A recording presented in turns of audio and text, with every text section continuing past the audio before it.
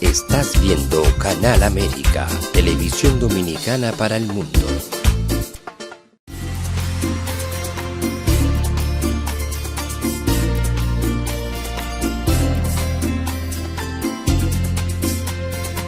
A Time for True show is sponsored by the Office of Dr. Bernard Fialkoff, a periodontal, dental implant and laser specialist in New York City, for over 40 years. Dr. Fialkoff was honored by the International College of Dentists and Pierre Fauchard, and received the Presidential Lifetime Humanitarian Honor from the White House. Call us at 718-229-3838. Sometimes life can be so damn hard, you don't know where to go. Everything keeps falling apart, yeah. You try to do your best, but only God knows that you've given everything you've got, but the world takes you down. You just keep moving on. Let your fears.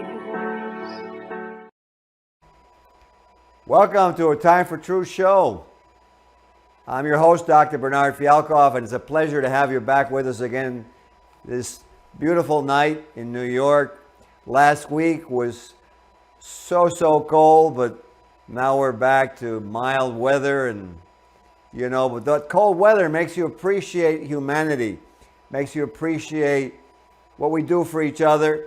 And this has a lot to do with tonight's show, because we're going to have a show about someone who thinks about the community and not just retiring and enjoying for himself and his family, which is fine, is a good thing, but looks at the world around him and sees how that affects his family, his community, his country, and the world.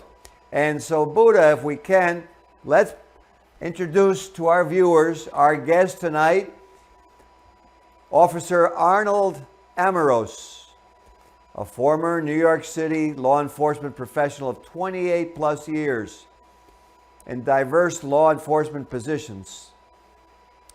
There you see him. Arnie established a volunteer cold case squad of retired homicide and major crime detectives from various agencies to work with the Seminole County Sheriff's Office, which resulted in 3 closed cases. He was instrumental in restructuring the rules and procedures of the Seminole County Sheriff's Office, introducing a community policing concept to the Seminole County Sheriff's Office. He helped to contribute to the implementation of new rules and procedures to make things flow much more efficiently, and introduced the concept of community policing, which resulted in various community outreach programs. Amoross has been recognized for most arson arrests and case closures in the state of Florida for the past 2 years, and was an honored recipient of the Davis Award. He authored Amendment 3, providing a homestead tax exemption for all disabled Florida first responders injured in the line of duty. Officer Amoross's background includes supervising 8 sheriffs at the World Trade Center, working narcotics undercover operations as a buyer-dealer to uncover criminal activities. He got quite a strong disposition. Arnie was past vice president of the Latino Officers Association of Florida, past vice president of the Hispanic American Voters League, past president of the Fraternal Order of Police of Central Florida. Amongst his awards, the Davis Award from the State Fire Marshal's Office, an honor from the Puerto Rican Day Parade Committee as a Hispanic Achievement Award, recognition by State Representative Larry Metz for the structuring of Amendment 3, honored by Congressman Darren Soto with a congressional record for Hispanic achievements. And I could go on and on, but then we wouldn't have enough time to be with Arnie tonight. That's more important. So engineer, if you can, if we bring him up live on the screen. There we go. And I want a bit of warm welcome. I was going to say retired, but I don't know retired. I think you may be working more than when you were supposedly not retired. But welcome, Officer Arnie Amoross, to A Time for Truth show. How are you doing? Good, good. Thank you, Dr. Ben, for having me on your show. Thank you so much. Thank you for the accolades. It was very rewarding. Thank you. You're quite welcome. I wanted to ask you, because you've done so much in the show, and the intention of the show is to give people out there positive suggestions, advice, and your life has been so successful. So I want to ask you, for our viewers, when you were a young man, what were the dreams that you had for your life, for your future? Well, it's funny you mentioned that. I grew up in Greenpoint, Brooklyn, and back then there wasn't much community policing, believe it or not. I think we had the PAL program, and that's about it. There was some school programs that were put out there for the community and the kids, but as time went on, we were able to see times change. But as a young 10-year-old, 12-year-old, 14-year-old grown in the inner city, let's say in Greenpoint, Brooklyn, I looked at some of the police officers, and there was some that at the time, were a little hard.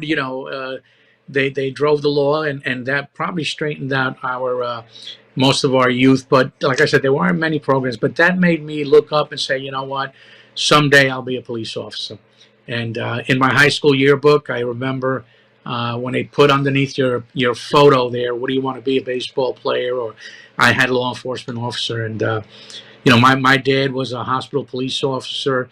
My brother was a police officer. So I kind of followed in the tracks. We were all kind of in the same driven route to be law enforcement.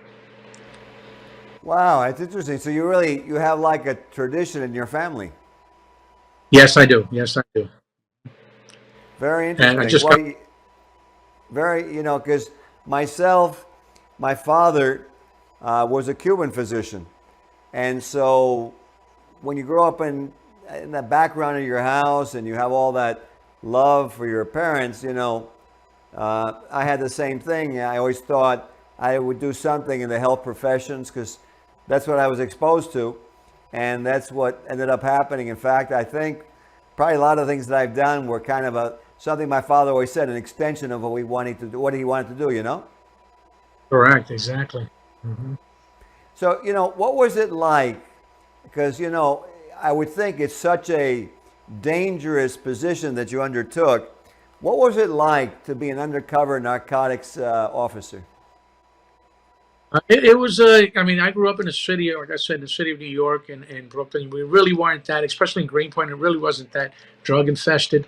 But when I first got out there as a young cop, my early 20s, I was taken basically under one of the experienced undercover detectives under his wing, and introducing you into a street of drugs and violence. This is new to me.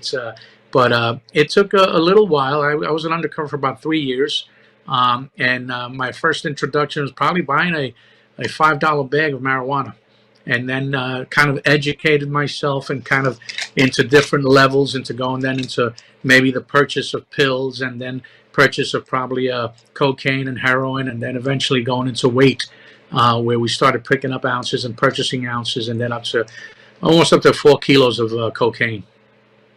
Wow. It was interesting. It was scary.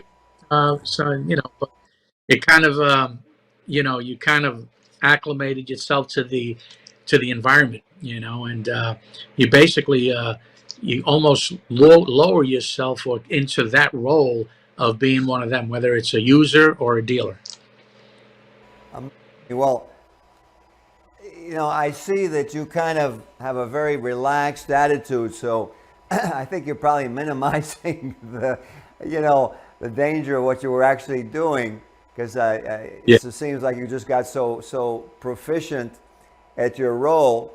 Were there any stories that you'd want to relay, or that you think would be interesting, that maybe people could utilize when they're in a tough situation? As for being an undercover, Well, not necessarily undercover, but let's say just that they find themselves in a tough situation. Because I would think in undercover that you could get someone wondering about you, and it could get physical or almost physical, so that someone maybe who on the street gets accosted, and you could give them some tips on how to act, or how to be. well, usually, and we call that street smarts. If you're from raised in the inner city, you do kind of know your street smarts. You know where to walk. You know the talk. It's you have to be careful. I mean, it's not if by chance you get accosted or something, you're probably going to be, if you're in a different area, if you're in an area that's drug prone, chances are you're going to be solicited, to purchase some form of drugs. And if you're not, a perfect example in the south side of Brooklyn, when I was an undercover, they used to turn the street lamps off, the drug dealers, and they used to take the fuses out of the street lamps, so it was pitch black for maybe a good 2 or 3 blocks, east to south, let's say South 2nd Street. And so you would go on that block. Now, these drug dealers and these runners, they know who you were.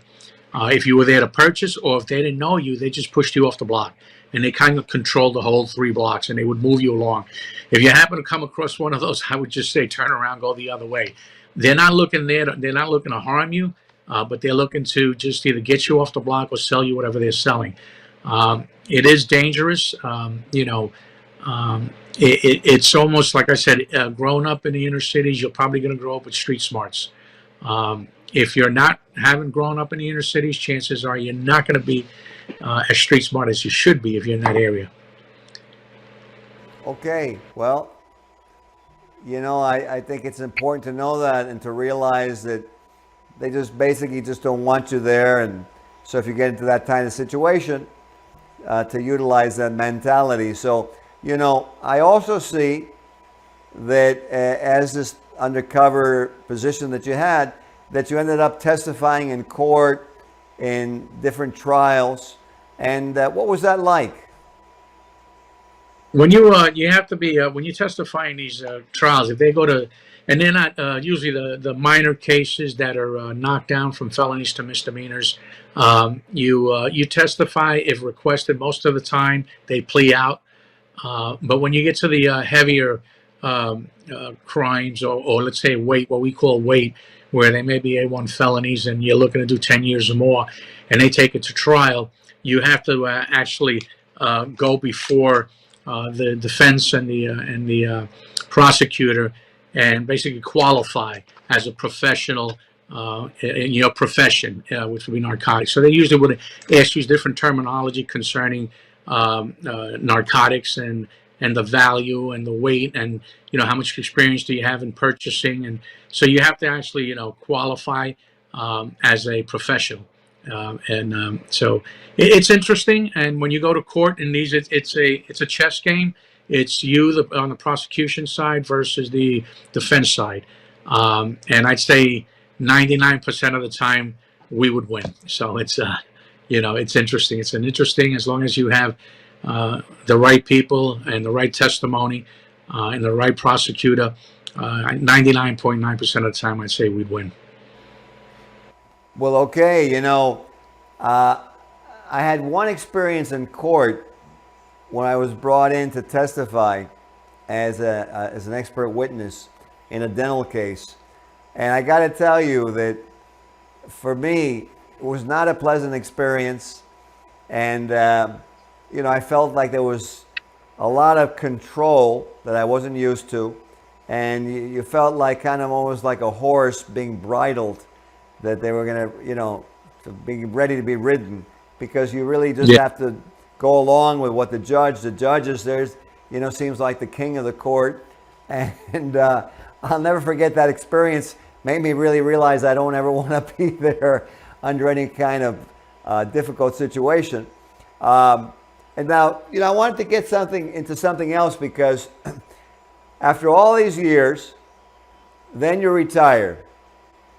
And now supposedly, I say supposedly, you're retired and you decide to do something. And what I want to do, an engineer, if you can get his video ready, I want to show the audience a TV show that was done about what you did, and then we're going to talk about it after the video, because it's amazing that here you are, worked all these years, and you're not going to just ride off into the sunset, and instead you actually create something in a different community.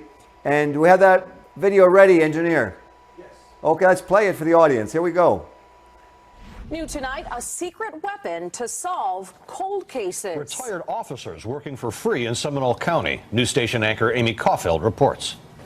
When the Seminole County Sheriff was approached last fall with the idea of a group of retired investigators working cold cases for free, he jumped at it. 2 cases have now been solved.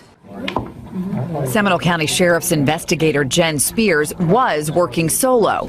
Now she has a group of guys she can call anytime. Honestly, it's like we've all worked together for 20 years. Spears' cold case partner retired, and dozens of cold cases loomed on her desk. Then something amazing happened. A group of retired law enforcement officers asked if they could volunteer to help 2 days a week.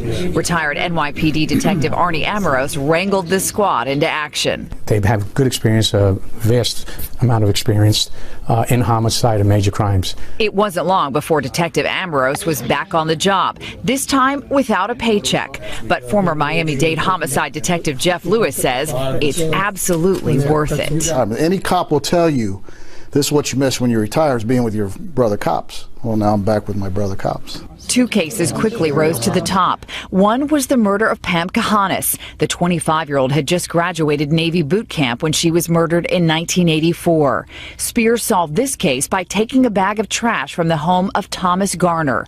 Inside, evidence that gave her the proof she needed, DNA. It was a match, and Garner was arrested. Spears was eager to give Pam's family the news. So to be able to go to their house and tell them that we're there to tell them that we made an arrest in the case is very emotional. I mean, just bittersweet, really. Not long after closing the Kahanis case, the squad solved another murder, that of Eveline Aguilar, murdered in Winter Park in 1986. The suspect, Danny Emmett, was found in Knoxville, Tennessee, and arrested. There's a lot of retired personnel out there that can put the minds together and get cases solved. And the not getting paid part, that doesn't bother anyone in this room. My payment will come when the case is closed and the person is arrested and they get convicted and they go to prison. That's enough for me. These guys were only supposed to work 2 days a week, but investigator Spears says many of them put in close to full-time hours. Amy Caulfield, Fox 35 News. Well, congratulations, Officer Amoross. That's quite something you put together. So tell us how this happened, because I mean, it's really, I know, because I run some nonprofit groups, it's not that simple to wrangle people into action and to get them to come in. So tell us a little bit about how you did this and what you've been doing. Yeah, well, as president of the Fraternal Order of Police, we have we had about 220 members the year before last, and most of them are retired, and they're from different agencies. And I ran across the sheriff one time, and I had asked him would he be interested in having some retired law enforcement officer, all major crimes or homicide detectives, look at his cold cases and address and see what we can do for him. Well, he was elated, and he said that would be fantastic. I contacted the state attorney's office to see what boundaries we had and any legal boundaries, I would say. And as long as we were working for the sheriff and under his umbrella, it was all a go. So I put out to the union. I was looking for volunteers, anyone in major crimes or homicides, to put their resume in, that I was looking to build a squad, and actually more than one squad, because right now we started with Seminole County, and then some of the other counties were requesting if we can do the same in their county. So I got about 20 resumes, and from the 20 resumes, I looked through all of them, and they were all excellent, but I took the top 8 detectives from different cities and states, and kind of, you said, wrangled up the squad. Went back to the sheriff, gave him all our resumes, and he said, "Let's go, let's put it to go." And we submitted all our resumes. We went through a process of basically vetting all of us, where we were from, and what experience we had. And we put the whole team together. And then there was a protocol that we had to follow, basically, when it came to radio transmissions and the law, everything that we and we worked with some experienced detectives up that were already in major crimes. Probably didn't have enough years of experience as we had. Most of us, we average over 20 years of law enforcement experience, especially in homicide and major crimes. So I asked the sheriff, the team got together, and we have basically a solvability factor. And I remember when I went to the sheriff and approached him with this idea, I had seen something on the news, and it was in reference to cold cases. And but it was worse. It was in Orange County, our neighboring county. They had over 340 cold cases. Well, you know, it's amazing that the help that you gave, and it's a great example for our viewers watching this show, is to do the same thing. And if you're retired out there and you have this experience, to do what Arnie did in your own field, whether it be education or sports or really mentoring, whatever really it is, to help out in the community and to move our country forward. And, you know, then I see now that you recently now, and I know that your brother, Al, up in Rockland County is being a big proponent of the Foundation for a Drug-Free World drug education program. So, you know, and I see now that you've gotten into this and you're interested in doing it like he is. So what are your goals that you foresee for, you know, this drug education program? Well, the good thing about that is right now we speak inside the middle schools right now. Middle school is a critical educational level where the children are they just left elementary school. Middle school is that borderline where you kind of joggle before going into high school. The high school, you're a little more hard. You learn to. So we started the mentoring program where we take about 10 to 12 students, and we ask the dean, give us 10 to 12 students that are probably underprivileged, raised by single parents, or possibly raised by the grandparents. And we take them into the program. And the first thing, Dr. Ben, that really I approach all these children with this is I asked them the first day of the class, the mentoring program, I said, how many of you students here like cops? And in most of the time, it'll be the very first time I said it or I questioned them, only one child raised his hand that he likes cops. The other 11 didn't like cops. And so we were looking for, we're going to change that mentality in the schools, especially in middle school. So with the program, we basically talk to them. We kind of bring ourselves down to their age level so they could have that confidence and trust in us. As we speak to them, they'll tell you the stories that they, in the neighborhoods that they grew up in, of seeing, people shot, seeing people on drugs, people unemployed, their parents unemployed. And what we do is we try to show them the other side of life. And we take them to NASA Space Center. We take them to the Orlando Magic game. I bring them over to SWAT, show them the tanks and the vehicles. And we show them that there is, a better side to life, and not to look at cops the way what they see or hear in their neighborhoods. Well, at the end of that mentoring program, I had asked a question again. We had, I think, 11 students. One student dropped out of the 12.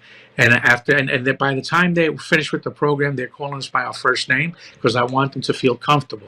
You don't have to call me Detective Amoross. You don't have to call me Mr. Amoross. I want to feel that and make them feel comfortable with the adult, and especially with the adult police officer. And I asked them the question again: how many of you, after going through this program, like cops? And do you know all 11 raised their hands? And that was such a gratifying feeling. So working in the schools and talking to them about drugs, talking to them about the police officer, talking to them about the better side of life, that what they're seeing, that there's better than that. That's a way, especially the drug. The drug is very important. So that's one of the things that we're kind of imposing on the youth these days. Makes sense. You want to get them comfortable and not feel separated from it. So that way, it just work. That's the way all human relationships work. And I agree with you. It's a great concept. And, we see that there's been a lot of violence in the country, right, along with the drug use. And, what do you think is behind all of this that's happening? You as a former, undercover narcotics and all your policing experience, what do you think is behind all this increase in these two factors in our society that you've seen recently? It's besides, employment is coming back up, but most of them have grown up.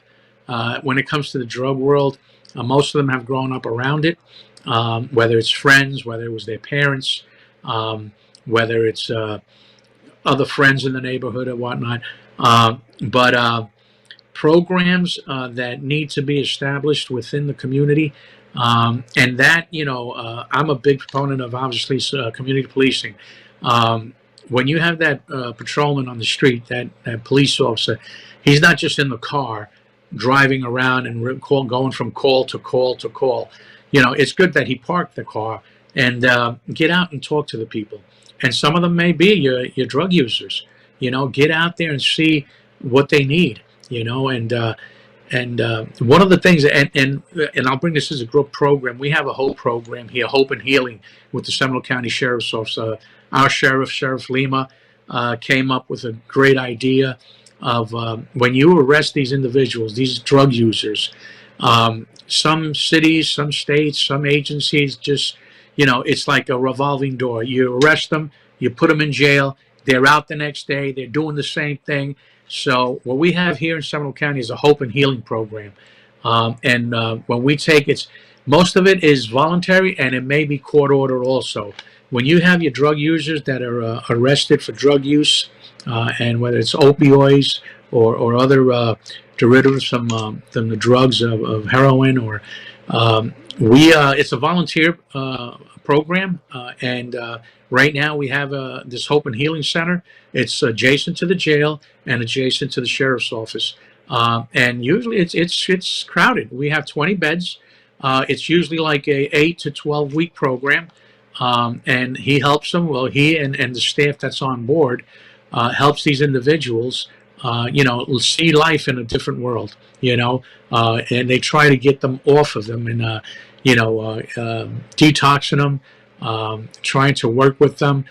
You have some that will graduate and may fall back, but at least it's worth trying to help them.